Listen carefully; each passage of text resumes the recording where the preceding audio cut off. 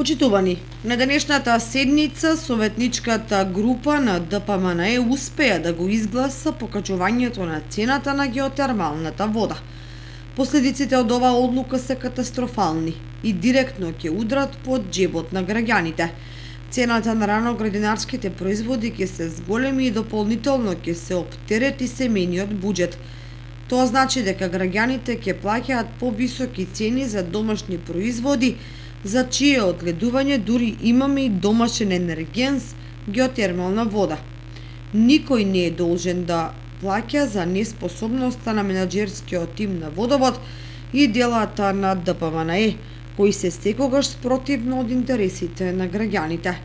Дали се трасира пат за нови стовработувања кои се планираат во комуналното јавно претпријатие Водовод, се вели во соопштението испратено од Општинската организација на СДС Макочани.